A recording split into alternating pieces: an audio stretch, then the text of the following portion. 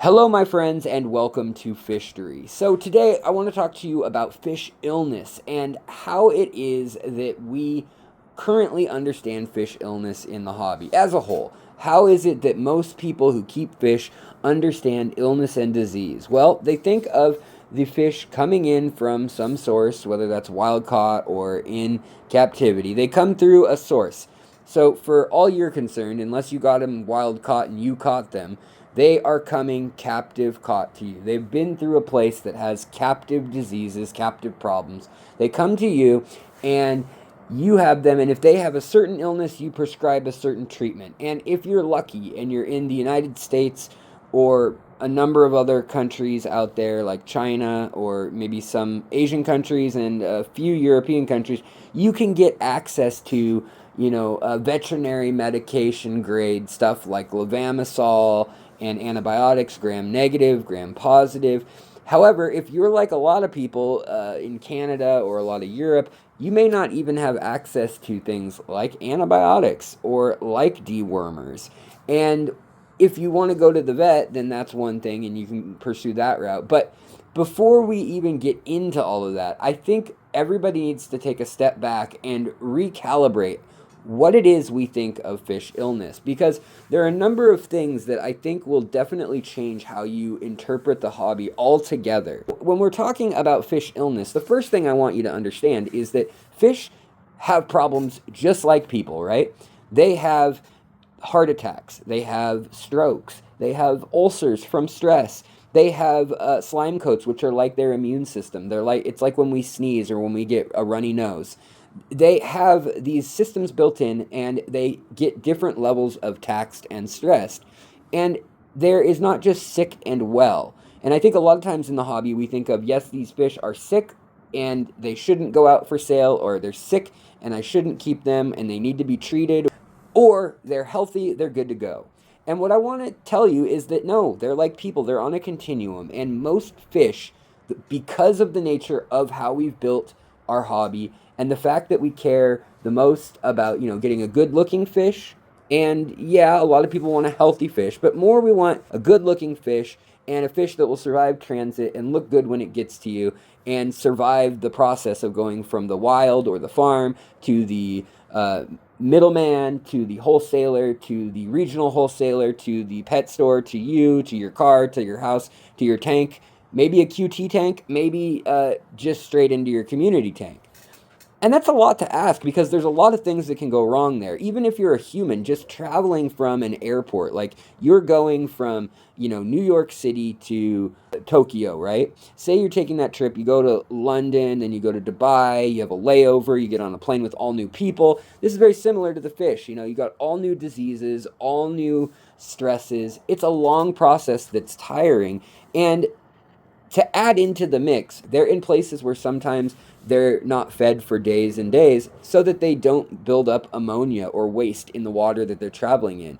Beyond that, they need to be brought to a certain temperature and then kept in that range, which is true of humans too, but it's like traveling on a plane that may or may not have AC, or maybe a very wide range of temperature if we're being more accurate. So it might be 100 degrees Fahrenheit, it might be 45 Celsius, or it might be 15 Celsius. It might be, 30 degrees Fahrenheit. And you're packed in these planes with different people, and you get out, and then you have to wait a while, and then you have to get into another plane, get repacked, and then you have to go again. Well, it's no wonder that our fish arrive stressed and sick.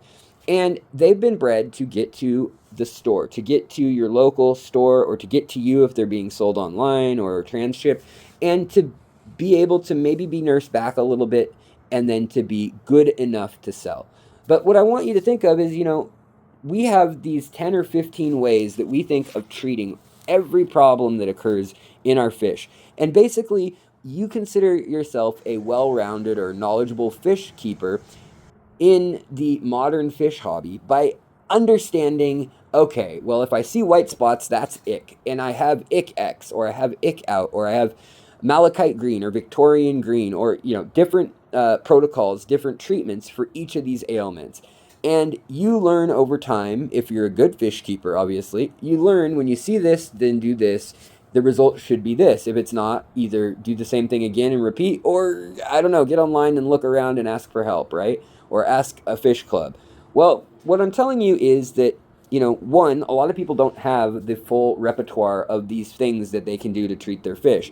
And so I did something rather strange a number of years ago, and that was I started taking fish that were given to me that were kind of, I hate to say throwaway fish, but I really do mean fish that are like deformed, or they were left somewhere when someone moved and somebody called me and said, I know you like fish.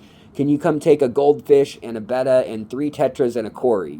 Something like that. Well, maybe it turns out that those tetras I put in my kind of odds and ends community tank that's on my bottom lower shelf in my fish room.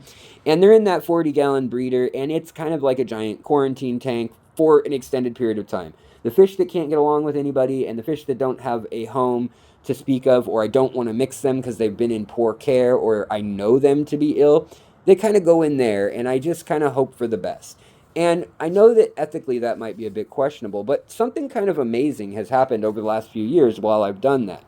I've done that, and I've also made a tank similar on the far bottom right of my fish room that is for nanofish, where I just take any fish that's ill and I put it in there. But in that tank, it actually has things like scuds and seed shrimp, and it has live food, it has algae, it has a well-established tank.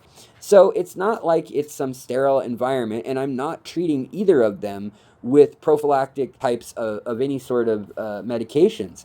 And what I've found is that the rate that those fish survive versus the rate that when I go all out and I put a fish in a brand new quarantine tank and I medicate it and I do the steps that I've learned as a good little fish keeper over the years, that the survival rate turns out to be fairly similar when I just put them in good water, give them good food, and basically change up the setting from whatever it was when they were in transit and kind of a neutral water system to one that resembles what they should be in the wild. So I have kind of a hard water tank and I have a soft water tank now. And if I don't have a place for my fish, that's where they acclimate. I put them in there, and that's kind of my new quarantine system, honestly. I observe them there, and if I see illness or if I see behavior that is not what I would expect from a fish, then I start to think, okay, what could be wrong? And I'm not saying I have the answers or the answer is to never treat with these medications or that it's wrong, but I'm saying when we are treating with antibiotics right from the start and we are treating with ICX right from the start and we're putting all these things in, not only do we stress the fish, but beyond that, we are creating super bacteria. We are creating super parasites that can survive almost anything. So when you think about it, here's another thing I want you to think about with fish disease. Fish come from all over the world, different climates, different ecosystems, different food that they eat, and yet we keep them together and we want them to all get along and all kind of live under the same roof oftentimes. Well, not only is that tricky in that each fish evolved in its own habitat, but a lot of times these habitats are completely across the world or completely different or completely foreign to another habitat that another fish we keep together in neutral water in a community tank will also be in. So you can have a fish from, Southeast Asia, from the Borneo swamps, and you may have an African cichlid like a crebensis with that betta from Southeast Asia, and then you may have a South American Corydoras from the Amazon. And even though they may seem similar because of temperature or because they can survive in neutral water that's aerated with filtration on it, the thing is, they all have different tolerances of different things. And the other thing is that there are different viruses, there are different bacteria, and each of those fish have evolved to handle each thing differently, and some handle some things better than others. Yet you put them in the same system, whether that's send them to transshippers or hubs or wholesalers or pet stores, oftentimes they end up getting parasites in the water, or they end up getting bacteria or protists or archaea, whatever they may be, fungi, infections, because they swim across in the water and they're in a shared filtration system or a shared bank of tanks. Now, when you think about that, it may be that most fish actually survive to have a parasite load from their home location their entire lives. They may have evolved 4 million years or 20 million years with an arms race between them and the parasites. And clearly they're still here today, and so are whatever parasites live in their region. So I'm not saying that parasites are a good thing, but they're not something that brings down your fish and causes them to no longer exist right away. So if you see that your fish have like red worms coming out of a guppy's cloaca, a lot of people think, oh, I need to treat it right away. I need to get in there. I need to add this flubendazole or fenbendazole or levamisole. And I also need to do a gram-negative antibiotic or erythromycin, a gram-positive antibiotic. And then I need to put them separate from all the other fish. And what I'm saying is that when you do that, you may actually be putting them into a new situation, but they may have parasites now that are completely new to them. Whereas the parasites before that they came in with may have not really been that huge of a problem. And so the order that we treat these things needs to be understood. And really, that is a game of chance when you think about it. Because is it a parasite that came with the fish all the way from the wild if it's wild caught, and it came all the way through all the different stops to getting to you, and it still has that parasite? Or did it get that parasite in transit from another fish from a completely different part of the world? And will that parasite be far more deadly than one that it evolved alongside of, and knowing basically how to have some load of that parasite? So when we think about these things, it really can change the way we understand how we want to treat our fish. And so beyond observation, I'm saying we should also think about the way we treat the fish. Do you want to treat antibiotics first? Do you want to treat the parasite first? Do you want to wait and see if the fish gets a little better? Do you want to treat ick right away? And what I'm saying is, let's go by the things we know take down fish very quickly, but we'll treat those things in order. Things like ick or exterior wounds or parasites or open sores, things like a fish swimming on its side. But if you know it's something like swim bladder disruption or indigestion even, maybe just don't feed it. Maybe with a swim bladder issue, you don't need to do anything and it'll right itself. So with like goldfish, for instance, you need to know your fish more than anything. And at the end of the day, the only thing that's really going to give you peace of mind other than your own homework on these things and learning about each fish and all the different illnesses that are common, which isn't going to cover all the things like I mentioned, heart attacks, viruses, things that just happen to every living organism that are just like, I don't know, that's a weird one, it just happened. That's got to be a huge percentage of the things that we say, oh, it was this.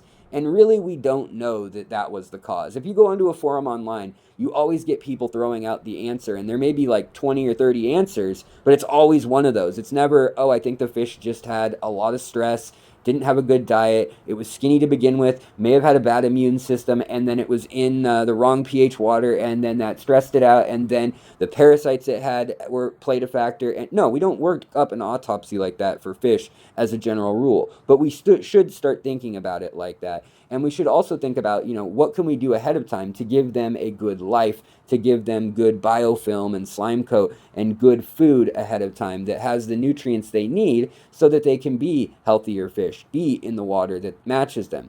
But most of all, the biggest secret here, and the only real secret here to thinking and changing the way we think about illness, is get your fish from a source you trust.